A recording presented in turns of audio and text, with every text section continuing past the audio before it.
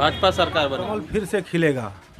जो राष्ट्र हित में कार्य किया है उसी को वोट करेंगे। इस समय हमें लग रहा है कि समाजवादी सरकार बनेगी। जो देश को विकास की ओर ले जाएगा हम उसके साथ। बीजेपी की सरकार अच्छी चल रही है भाई, सरकार उन्हीं की काम कर रहा है उसके हिसाब से सरकार जिसकी बननी है वो तो आने वाला समय जोगी की। भाजपा की सरकार बनने वाली है। नमस्कार, मैं हूं प्रदीप शर्मा और आप देख रहे हैं इंडिया 91 न्यूज़। इस वक्त हम मौजूद हैं जमानिया रेलवे स्टेशन के गांधी चौक में। जैसा कि तस्वीरों में भी आप देख सकते हैं कि यहाँ गांधी जी की प्रतिमा स्थापित की गई है और यहाँ बगल में ही चाय की दुकान है। ये गांधी चौक जमानिया रेलवे स्टेशन का प्रमुख स्थान है। यहाँ पे कुछ लोग मौजूद हैं जिनसे हम विधानसभा चुनाव की तैयारियों के विषय में चर्चा करेंगे। क्या इनके मुद्दे रहेंगे, कैसा ये अपने जनप्रतिनिधि को चुनते हैं। यहाँ पे कुछ लोग मौजूद हैं जिनसे हम कुछ बातचीत करेंगे। अपने नाम और परिचय बताइएगा। जितेंद्र चौधरी। जितेंद्र जी, किन मुद्दों को लेकर आप आगामी विधानसभा में चुनाव में अपना मतदान करेंगे? मैं विकास के नाम पर चुनाव करूंगा। जो हमारे विधानसभा में विकास किया गया है, मैं इस विकास को लेकर बहुत खुश हूं। जमानिया में आपको क्या लग रहा है कि कौन चुनाव जीतेगा, क्योंकि लड़ाई बहुत कांटे की समझ में आ रही है? चुनाव तो जीतने की बात अलग छोड़ दीजिए, सरकार हमारी बनने जा रही है, इसको कोई हरा नहीं सकता है। और ये जो सरकार बनने जा रही है 300 के पार जाएगा और विपक्ष जितना भी जोर लगा लें वो कुछ उखाड़ने वाले नहीं है विपक्ष। अखिलेश जी भी यही बात कर रहे हैं कि 300 के पार इस बार हम दिखाएंगे। अखिलेश जी तो ऐसे बयानबाजी करते हैं मंच पर कि जैसे लगता है कि कोई छोटा सा बच्चा बोल रहा है। योगी जी को रड़ुआ बोलते हैं, वो तो वैसे ही हार जाएंगे। बुलडोजर चला रहे हैं ऐसे कि गुंडे यहाँ से सफाया किए जा रहे हैं। तो बुलडोजर के नाम पर तो बहुत से लोग कह रहे हैं कि एक तरफा कार्रवाई की जा रही है। क्या एक तरफा नहीं किया जा रहा है, चाहे गुंडा कोई भी हो, कार्रवाई सब पे किया जाएगा, सब पे बुलडोजर चलेगा। चलिए, ये तो बुलडोजर की बात होगी। यहाँ पे और भी लोग मौजूद हैं, हम इनसे भी बात करेंगे। जी, अपना नाम और परिचय बताइए। मेरा नाम सुरेंद्र प्रताप सिंह है। जी, सुरेंद्र प्रताप सिंह, आगामी विधानसभा चुनाव होने वाले हैं, इसे लेकर आप किन मुद्दों पर मतदान करेंगे? क्या आपके मुद्दे रहेंगे? देखिए, सबसे पहले हम विकास के मुद्दे पर वोट देंगे। मैं पश्चिमी यूपी को पूरा घुमा हुआ हूँ। बुलंदशहर में मैं खुद था, वहाँ इलेक्शन में करा रहा था। वहाँ मैंने देखा कि जो अब तक की जो भी सरकारें हुई हैं 90 से और लेके अब तक, इन्होंने केवल मध्य यूपी को देखा है और पश्चिमी यूपी को देखा है। पूर्वांचल को आज तक किसी ने नहीं देखा। पूर्वांचल को यदि किसी नेता ने देखा है तो योगी जी ने देखा है।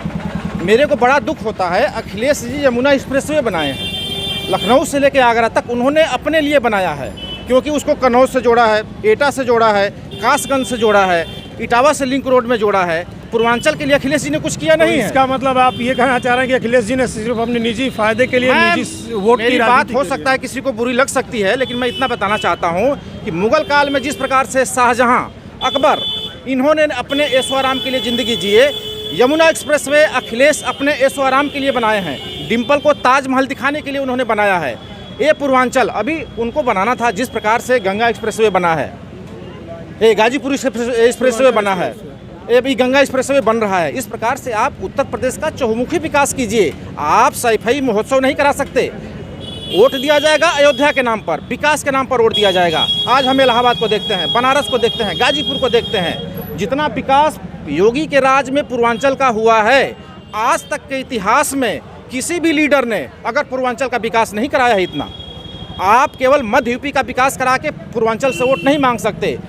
लेकिन पूर्वांचल में तो ये हमेशा ये सुनने में आता है कि यहाँ जातिगत राजनीति बहुत ज़्यादा होती है। तो कहीं ना कहीं क्या ये पूर्वांचल की राजनीति में जाति हावी रहेगा या विकास हावी रहेगा? देखिए, मुझे बड़े दुख के साथ ये बात करना पड़ रहा है कि पूर्वांचल के लोग इस चीज़ को समझ नहीं पा रहे हैं।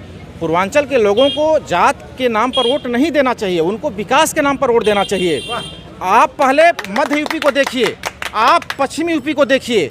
पश्चिमी यूपी, मध्य यूपी का जो विकास हुआ है, हमारे पूर्वांचल का उतना विकास नहीं है। आज भी कच्ची सड़कें हैं, अब धीरे धीरे जाके बन रही हैं। तो मैं इतना जरूर कहना चाहूँगा, पूरे पूर्वांचल से जो 115 विधानसभा की सीट है, आप लोग जागरूक होइए और आप लोग जात पात पर वोट मत दीजिए, आप विकास के नाम पर वोट दीजिए। और मैं आपको एक राज की बात बताऊं, बीजेपी को साइलेंट वोटर देगा, मतदान करेगा। अखिलेश जी बार बार कह रहे हैं कि हम 300 से अधिक सीटें जीतेंगे। हमारे स्वप्न में कृष्ण भगवान आकर हमको ये बताएं, तो ये क्या है ये? देखिए, सपने में कृष्ण भगवान आए बहुत अच्छी चीज़ है, आने चाहिए। अब तक क्यों नहीं आए, दुख इस बात का है। अब तक कृष्ण भगवान उनको पहले आ जाना चाहिए था। देखिए, जो आदमी ज़मीन से जुड़ा हुआ नहीं है उसको किसी चीज़ का पता नहीं है। हम अखिलेश जी का सम्मान करते हैं, अखिलेश जी का हम सम्मान करते हैं, लेकिन जो आदमी आप समाजवाद की बात करते हैं, समाजवाद पर आ जाइए, परिवारवाद की बात मत कीजिए। आप तो परिवारवाद की बात करते हैं, समाजवाद पर जिस दिन आ जाएंगे हम आपका सपोर्ट कर देंगे। तो परिवारवाद में तो बहुत से ऐसे भारतीय जनता पार्टी के नेताओं को भी देखा जा रहा है कि उनके पुत्र हैं, उनकी पुत्रियां हैं, यहाँ तक कि टिकट के लिए भी अपने परिवार के सदस्यों को उतारा गया। इसको लेकर भी अच्छी खासी नाराजगी है। इसे देखिए, आज के समय में भारतीय जनता पार्टी में यह ताजुब की बात है कि हेमावती नंदन बहुगुणा कैबिनेट मंत्री और आज के समय में सांसद है इलाहाबाद की, अपने बेटे को टिकट नहीं दिलवा पाई। बताइए कहाँ का परिवारवाद है? इसको परिवारवाद नहीं कहेंगे। लेकिन विपक्ष तो कह रही है ना। देखिए, विपक्ष कुछ भी कहती रहे, विपक्ष का काम है। उन्होंने सगुफा छोड़ दिया, मैं पेंशन चालू कर दूंगा। मैं अखिलेश जी से पूछना चाहता हूं कि भाई साहब, जब आपके पिताजी ने पेंशन को बंद किया था उस समय आप कहां थे? आपकी 5 साल भी सरकार आई, 5 साल आप ही सत्ता में थे, आप पेंशन को चालू करा देते। ये कौन सा तरीका है कि वोट लेने के लिए मैं पेंशन को चालू कर दूंगा? आप जनता को बरगला नहीं सकते। मुख्यमंत्री पूरे उत्तर प्रदेश का होता है, आपको गाजियाबाद से लेके और बलिया तक आपको देखना चाहिए, जो कि आपने नहीं किया है। 90 से लेके अब तक मैं जो आपको बताना चाह रहा हूँ, पूर्वांचल का विकास नहीं हुआ, अब जाके हुआ है इन 5 सालों में। और मैं बता दूं, पश्चिमी उत्तर प्रदेश जो कि बोला जा रहा है कि ये हो जाएगा, ये हो जाएगा, बुलंदशहर में मैं था, 7 विधानसभा की सीट 6 बीजेपी निकाल रही है। अलीगढ़ में पूरी बीजेपी सीट निकाल रही है, एक को छोड़कर। इसी प्रकार सहारनपुर में हाँ स्थिति थोड़ी बहुत डैमेज हुई है। किराना हुआ, मुजफ्फरपुर नगर हुआ, शामली हुआ, बागपत हुआ, ये 4 जिले हैं, लेकिन उतनी भी स्थिति खराब नहीं है। और एक बात और सुनिए, 250 से 300 मेरा आंकड़ा है। योगी बाबा फिर से आएंगे। और चलिए, ये तो ठीक हो गया आपकी बात। ये तो बात हो गया विकास के नाम पर। बेरोजगारी को लेकर क्या कहेंगे? देखिए सर, हाँ मुद्दा है सर, मेरे बेरोजगारी मुद्दा है। कोई भी गवर्नमेंट इंक्लूड जब से 1947 से देश आज़ाद हुआ, इस बेरोजगारी को किसी ने अब तक दूर नहीं किया है। लेकिन ये ज़रूर किया है कि योगी ने जो भी नौकरियां दी हैं सबको साथ लेके नौकरी दिया है, कोई उसमें भ्रष्टाचार नहीं है। लेकिन अगर नौकरी मिली है तो सबको मिली है, राशन मिला है तो सबको मिला है, जो भी किसानों को पैसा मिला है तो सबको मिला है, कोई इसमें भाईबंदी नहीं हुई है। मैं इस जमानिया की जनता से, जमदग्नि ऋषि की भूमि से, यह पूरी जमानिया को मैं बताना चाहता हूँ कि मेरे भाई, हाथ जोड़ के विनती है, आप जात पर मत जाइए, आप विकास पर वोट दीजिए। और ये भी देखिए कि आने वाले 50 साल आपकी पीढ़ी सही दिशा में चलेगी कि नहीं चलेगी। बस मेरी जमानिया की जनता से यही गुजारिश है। चलिए, तो इनका एक अच्छा सा बात ये लगा कि ये जातिगत विचारधाराओं से ऊपर उठकर ये विकास की बात करते हैं और विकास के नाम पर ही ये वोट देंगे। यहाँ पे चर्चा के लिए और भी लोग मौजूद हैं, इनसे भी बात करते हैं। अपना नाम और परिचय बताइएगा। सूरज जायसवाल, मैं यहाँ जमानिया स्टेशन का स्थानीय निवासी हूँ। सूरज जी, विधानसभा चुनाव को लेकर आपके क्या मुद्दे हैं, किन मुद्दों पे आप मतदान करेंगे? आप मीडिया बंधु के माध्यम से मैं ये बधाई देना चाहता हूँ कि आप हम लोगों की बातें सुने। और मैं ये कहना चाहता हूँ कि जो बेरोजगारी है यहाँ पर बहुत चरम सीमा पे पहुँच गया है। जो हमारे भाई साहब ने कहा, इनको पहला नंबर इन्होंने ये नहीं कहा कि यहाँ बेरोजगारी सबसे बड़ा मुद्दा है। इस पे पहले सरकार बैकफुट पे हो गई है। नहीं तो अभी तो जो केंद्रीय बजट पास हुआ है उसमें बजट में ही नौकरियों को रखा गया है। बजट में ही रखा गया है, लेकिन जब से कोरोना काल आया है तब से लोग अपने आप को बहुत अकेला महसूस कर रहे हैं। नहीं, वो तो एक महामारी है ना, उसमें तो कोई भी प्रभावित हो सकता है। लेकिन जो केंद्रीय बजट हुआ है इसमें 60 लाख नौकरियों को रखा गया है, तो इससे क्या युवाओं को फायदा नहीं होगा? वो भविष्य की बातें हैं। जब ये चुनाव जीत कर आएंगे तब क्या होगा नहीं होगा, ये उनके मन की बातें हैं। ये जनता को क्या होगा, फायदा नहीं होगा, ये इससे पहले वाले बजट में भी इन्होंने ऐलान किया था, लेकिन जनता को कुछ फायदा नहीं हुआ। तो इसका मतलब कि आप अभी वर्तमान सरकार से आप संतुष्ट नहीं दिख रहे हैं? नहीं, संतुष्ट नहीं है हम लोग। जब से कोरोना आ गया है तब से सारे लोगों का बेरोजगारी बढ़ गया है, सारे लोग परेशान हैं। 200 रुपये का मजदूरी करने में भी सारे लोगों को दिक्कत हो रही है। 4 दिन काम मिल रहा है, 2 दिन नहीं मिल रहा है, ये सबसे बड़ी परेशानी है। चलिए, इनका सबसे बड़ा मुद्दा बेरोजगारी को लेकर है। यहाँ और भी लोग हम बात करते हैं।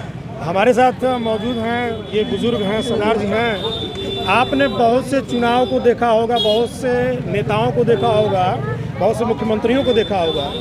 इस बार आपको क्या लगता है, किसकी सरकार बनेगी? हमारे देश से तो भाई भाजपा की सरकार बनेगी। क्या ऐसा आपको दिख रहा है भाजपा में? भाजपा में ऐसा क्या दिख रहा है कि भाजपा उसकी में सरकार बनेगी?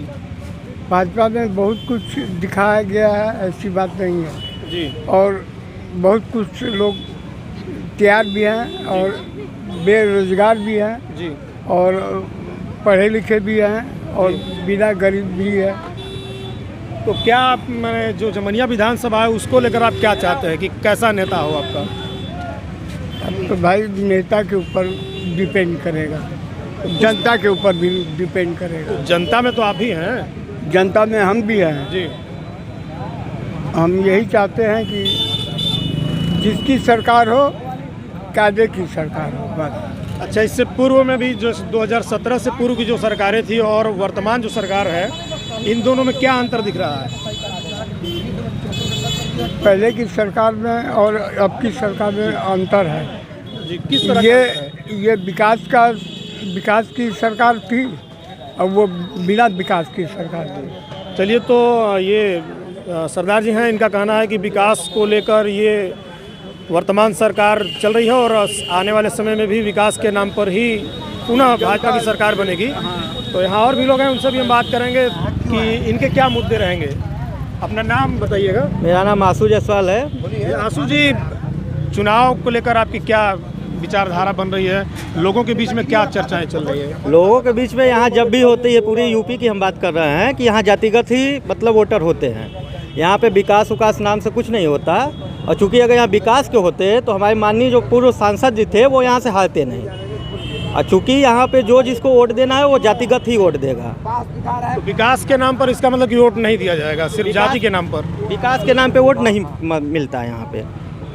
तो जमानिया से अभी आपको क्या लग रहा है? पेंच बहुत तगड़ा फंसने वाला है। आपके बीजेपी की तरफ से सुनीता सिंह जी हैं, सपा से मंत्री ओम प्रकाश जी हैं, बीएसपी से परवेज खान का भी नाम सामने आ रहा है, जो कि एक मुस्लिम चेहरा के रूप में ऊपर उठ रहा है। तो क्या चुनावी समीकरण क्या होगा? यहाँ पे टिकोड़ी होने वाली है। फिर भी बीजेपी का यहाँ आसार जीतने के ज़्यादा हैं, क्योंकि उन्होंने काम कराया है पूरे यूपी स्तर पे चाहे केंद्रीय स्तर पे उन्होंने काम कराया है। हमारे माननीय जो प्रधानमंत्री जी हैं उन्होंने काम कराया है। गरीबों को राशन देना, क्योंकि इनके कुछ मुद्दे हैं बेरोजगारी के, हमारे भी मुद्दे हैं, जिन्होंने मतलब कुछ इसमें संविधान के तहत कुछ त्रुटियाँ की हैं इन्होंने अपने अनुसार। चूँकि ये अपना सुप्रीम कोर्ट का फैसला आया था, उसके अनुसार इन्होंने 5000 की भर्ती जो रुकी हुई थी उसको फिर से करने जा रहे हैं, लेकिन इनको करना चाहिए। चलिए, तो ये ठीक है, इनका विचार जो विकास के तरफ से है। और इनका ये भी कहना है कि कहीं ना कहीं हमारे पूर्वांचल में, यूपी में जाति काफ़ी हावी है, लेकिन ऐसे में विकास का भी एक मुद्दा है। और भी लोग हैं, हम उनसे बात करेंगे। आप बताइए, आपका नाम बताइए पहले। राजेश पासवान नाम है मेरा। राजेश जी, क्या मुद्दे हैं आपके इस चुनाव में? मुद्दा बस हम लोग का विकास है। विकास हम लोग को दिख रहा है कि पूरे उत्तर प्रदेश में विकास माननीय श्री योगी आदित्यनाथ जी किए हैं। हम लोग राष्ट्र हित के नाम पर वोट करेंगे, जो विकास करेगा हम लोग को वोट देंगे। चलिए, इनका विकास का ही नारा है और ये विकास के विषय में ही बात करेंगे। हमारे साथ और भी लोग हैं, उनसे भी हम बात करते हैं। युवा हैं, आप अपना नाम और परिचय बताइए। जी सर, मेरा नाम मोहम्मद दानिश खान है, मैं जमानिया स्टेशन का रहने वाला हूँ। जी दानिश जी, इस चुनावी गर्मी में किस तरह का समीकरण आपको दिख रहा है? देखिए, सरासर से बोलिए तो ये कहने का मतलब है कि बीजेपी से लोग परेशान हो चुके हैं। रोजगार, व्यापारी, किसान, नौजवान सब परेशान हैं बीजेपी गवर्नमेंट से। बीजेपी देखिए, किसान का जो था मुद्दा, नौजवानों का मुद्दा है। किसानों के लिए तो गवर्नमेंट ने बिजली सब माफ़ किया हुआ है। अरे सर, कहने से नहीं हो जाता है। कहने को लोग, मिल रहा है। वो लोग तो बहुत 15 लाख देने का भी वादा किए थे, 2 करोड़ रोजगार का भी वादा किए थे, 2 करोड़ रोजगार का भी वादा किए 15 लाख थे। मिल गए हम लोग को जब राम मंदिर बनाया गया। और 370 हटाया गया, तभी राम ये धार्मिक बात नहीं है। सुनिए 15 लाख की बात, ये धार्मिक बात नहीं है। 15 लाख पहले इन्हीं से बात कर लीजिए, पहले इन्हीं से बात करिए, तब हम अभी रुक जाइए। एक मिनट, बादशाह के नाम पे बात करेंगे तो कोई नहीं करेगा। शिक्षा पे बात करेंगे, रोजगार पे बात करेंगे तो वो कोई बात नहीं करेगा। केवल एक मुद्दा बन गया राम मंदिर और हिंदू और मुस्लिम, इससे क्या होगा? हमारे देश की अर्थव्यवस्था इतनी किसी ने विरोध नहीं किया। हमको शिक्षा से मतलब है, रोजगार से मतलब है, विकास से मतलब है। आप पूरा विकास हो रहा है। भाई साहब ने हमसे कहा, हम भाई साहब ने हमसे कहा, मैं एक ही आदमी से बात कर विकास हुआ है। मैं एक ही आदमी से बात कर बस्ती का विकास भाई साहब ने हमसे कहा, ये ठीक नहीं, हम बात विकास होता है। भाई साहब ने हमसे कहा कि सरकार ने 5 चिल्लाने से क्या बात करने दीजिए। आप का मतलब सर ये है, देख लीजिए कि 5 किलो राशन से हमको कोई मतलब नहीं है। जो आप 6 महीने से हमको 5 किलो राशन दे रहे हैं, ममता बनर्जी कैसे साल से दे रहे हैं वहाँ पे 5 किलो राशन गरीब भाई साहब करते हैं ना, बारी बारी से ना बात होगी। किसी का अरे देखिए, ये देखिए, ये शिक्षा पे बात नहीं करेंगे, न रोजगार पे बात करेंगे। राम मंदिर का मसला क्या है? राम मंदिर कोर्ट ने फैसला दिया, उस पर कोई आपत्ति किया? कोई भी आपत्ति नहीं किया है। तेल जो ये काम ठीक नहीं, यहाँ पे 120 राजनीतिक मंच नहीं है। 120 रुपए लीटर था ये कड़ुआ तेल, 120 रुपए लीटर था। आज के डेट में 250 रुपए लीटर है। पेट्रोल 75 रुपए था, आज 100 पार है। क्या है? ये कैसा विकास है? हम पूछना चाहते हैं बीजेपी सरकार से। सरकार की तरफ से हर एक गरीब, हर एक नौजवान सब परेशान है। हमारी अरे हमको बोलने दो। इनके कहने से खुश है, इनके कहने से खुश है। भगवादारी पहन लिया तो सब खुश है। नहीं, हम नहीं खुश है, हम नहीं खुश है। यहाँ कितने लोग नहीं खुश है? हाथ उठाए। सुनिए, बात करें राशन का ना, हमको नहीं चाहिए 5 किलो राशन। हमारा वही पेट्रोल का दाम वही कर दीजिए, खड़ू का तेल का दाम वही कर दीजिए। हमको मतलब नहीं है राशन का। राशन में दीजिए, हमें रोजगार दीजिए, हमें रोजगार दीजिए ना। आप हमें रोजगार दीजिएगा, हम अपने पूरे परिवार को जिला खिला लेंगे। हमें 5 किलो अनाज नहीं चाहिए, 5 किलो राशन नहीं चाहिए। हम डेट में सर जो आज की डेट में सर जो अपने मुद्दे की बात करेगा वो देशद्रोही है। आज देशद्रोही किसी ने आपको नहीं कहा है, इससे बात नहीं है। बस इनको यही करने आता है। सुनिए, देखिए, यहाँ नारेबाजी कर रहे हैं, ये मुद्दे पे बात नहीं करेंगे, रोजगार पे बात नहीं करेंगे, व्यापारियों के मुद्दे पे बात नहीं करेंगे, नौजवानों पे बात नहीं करेंगे, रोजगार पे बात नहीं करेंगे, विकास पे बात नहीं करेंगे, विकास की बात नहीं करेंगे। बस ये जातिवाद का जहर फैलाएंगे। नहीं, अभी आप देख रहे थे कि चुनावी चर्चा के दौरान लोग आपस में ही उलझ गए हैं। हालांकि यह कोई राजनीतिक मंच नहीं है, यह लोगों के व्यक्तिगत ओपिनियन को जानने का एक तरीका है कि लोग विधानसभा चुनाव को लेकर क्या अपनी बात रखना चाहते हैं। इसमें मेरे ख्याल से किसी को पर्सनल इंटरफेयर नहीं करनी चाहिए, सबको अपनी बात को रखने का हक और अधिकार है। तो हम फिर अभी चुनावी चर्चा को जारी रखेंगे और लोगों से जानेंगे कि क्या उनके विचार हैं, क्या मुद्दे हैं। तो अभी इनका बात कुछ अधूरा रह गया था, फिर से हम इनसे चर्चा शुरू कर रहे हैं। जी, अपनी बात रखिए। देखिए सर, आज के दौर में सब मतलब परेशान है।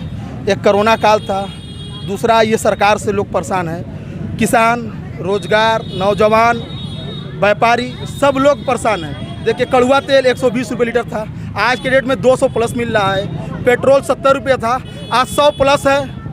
मतलब हर चीज़ का रेट बढ़ चुका है। गरीब लोग खास करके बहुत ज़्यादा परेशान है।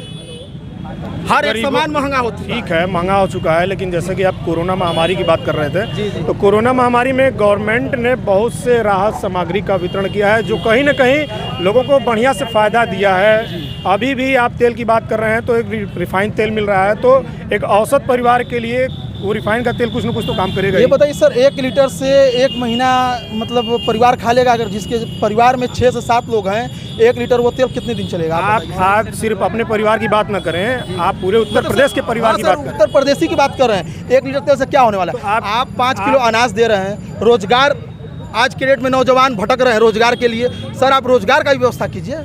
रोजगार के लिए मतलब नौजवान कहाँ से कहाँ पढ़ लिख के भटक रहे हैं। इस सरकार में 2 करोड़ रोजगार का वादा हुआ था, एक भी रोजगार एक बात और कहना चाहेंगे, प्रदेश सरकार रोजगार के मामले में भी कह रही है कि 4.5 लाख से ऊपर हम नौकरियों को दिए हैं।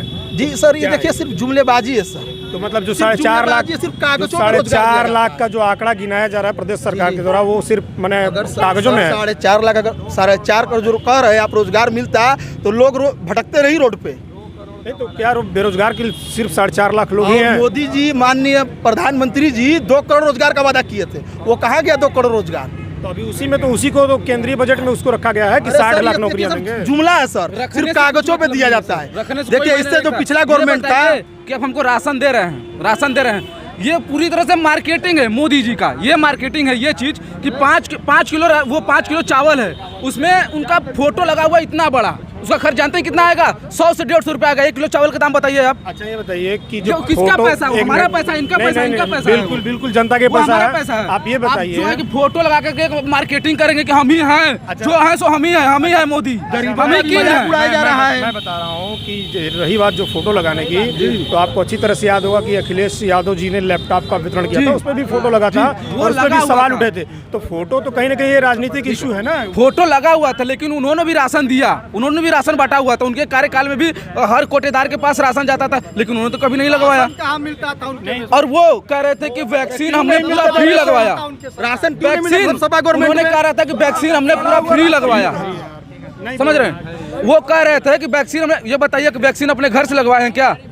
नहीं, घर से कोई नहीं लगाया, पहले तो राज्य की बहुत सारी बीमारियां हैं, इससे पहले सभी सरकारें फ्री वैक्सीन लगवाई, चाहे फ्री दवा हुआ। अच्छा ठीक है, तो आप इससे पहले इससे पूर्व की जो बीमारियां आई थी, तो क्या ये कोरोना से भी तगड़ी महामारी थी? वो तगड़ी नहीं थी, लेकिन उस समय भी यही माहौल लगता था आप जनता को। कोरोना का जो कोविड-19 का जो बीमारी था, तो क्या आपके ही प्रदेश को, आपके देश को प्रभावित किया है? पूरे विश्व को नहीं किया है? आज कहती है भाजपा सरकार कहती है कि कांग्रेस ने कुछ नहीं किया। कांग्रेस का 70 साल में बनाया हुआ, अब देखे होंगे ना, इतना बड़ा जो होता है हाथ पे, इतना बड़ा सिक्के का निशान, कांग्रेस की देन है वो। उस समय भी बीमारियां आई तो कांग्रेस की देख लीजिए। ये तो जिस प्रयोगशाला में जो कोरोना वैक्सीन बन रहा है ना, जिस प्रयोगशाला में, वो भी कांग्रेस की देन है कि उसमें बन रहा है। ठीक है, कोई भी प्रोजेक्ट एक बार आयोग द्वारा हमें बोले दीजिए, तो वही तो हम कह रहे हैं कि इसके बाद अगर भाजपा ने कोई एक भी यूनिवर्सिटी बनाया हो या एक भी प्रयोगशाला बनाया हो तो कहिए हम यूनिवर्सिटी की तो बात मत कीजिए, इसलिए कि अभी आपके प्रदेश में ही तमाम मेडिकल कॉलेज खुले हैं, यूनिवर्सिटी खुले, कैसे बात कर रहे हैं? अच्छा चलिए, कुछ बोलना चाहते हैं तो देखिए,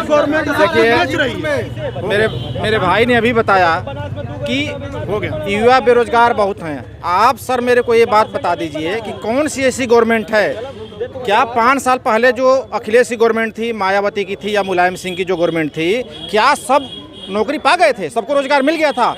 उत्तर प्रदेश में जितनी बेरोजगारी आई इन 5 सालों में ही आई है, ऐसा बात नहीं है। सबसे बड़ी बात है कि जो इन्होंने बोला कि राशन कुछ नहीं है, लेकिन मेरे से बात कर लीजिए। आप जब बोले तो मैं नहीं बोला, आप बोले तो मैं नहीं बोला। ऐसा है, मेरे भाई को यही पता नहीं है कि यूनिवर्सिटी कितनी जब बनाई गई है, तो इसके आगे बोलना ही बेकार है। देखिए, आज के डेट में 29 मेडिकल कॉलेज इस 5 साल के अंदर तैयार हुए हैं। आज के डेट में कितने यूनिवर्सिटी यहाँ आगरा में बनी है, आजमगढ़ में बनी है, और कई जगह यूनिवर्सिटियाँ तैयार हो रही हैं। एम्स कई जगह बन रहा है। दूसरी चीज, इन्होंने बोला कि अखिलेश राशन देते थे। ये बताइए कि इस सरकार ने जितना राशन दिया है, इस सरकार ने बोले किसान परेशान है, किसानों को पैसा मिल रहा है, किसान परेशान नहीं है, ये केवल किसानों को भ्रमित किया जा रहा है। भाई सीधी सी बात है, मेरी तो अखिलेश से सीधी सी सवाल है, आप जो है विकास के मुद्दे पर वोट मांगिए। आप बोलिए कि गुंडागर्दी को मैं खत्म करूंगा, आप बोलिए कि भ्रष्टाचार को मैं खत्म करूंगा, आप वोट मांगिए। आप बताइए, विधानसभा चुनाव होने जा रहा है, इसमें आपके क्या मुद्दे रहेंगे? भाई हम लोग यही सोचेंगे कि जो सरकार मतलब यहाँ पे है, जो चल रही है जी, वो अच्छा काम कर रही है जी, किसी प्रकार का दिक्कत नहीं है। गरीबों के लिए आवास दिया है, गरीबों के लिए शौचालय दिया है, गरीबों के लिए अनाज दे रहा है, महीने में 2-2 बार दे रहा है। अभी तो आप सुन रहे थे कि युवा लोग थे, कुछ युवा लोग, तो उनका कहना है कि नहीं, गरीबों को कुछ नहीं दिया जा रहा है, गरीबों के ऊपर बहुत परेशानियां हैं, बेरोजगारी है। भाई बेरोजगारी तो देखिए हर मतलब कोई भी शासन रहेगा, बेरोजगारी ये है कि अब कह दिए कि 2 करोड़ हम रोजगार देंगे, तो अब 5 साल में मतलब 2 करोड़ रोजगार तो दे नहीं देंगे। हाँ, मान लीजिए 4 लाख 5 लाख 6 लाख रोजगार दिए, फिर तो आगे मतलब मान लीजिए देंगे। आपको लग रहा है कि नहीं? ठीक है भैया, सुनिए, हाँ, आपको क्या लग रहा है कि मतलब ये सरकार फिर से आनी चाहिए? एकदम आएगी। चलिए, ये विकास के नाम पर इनकी बात थी कि जो वर्तमान सरकार है वो विकास के मुद्दे पर खरा उतर रही है।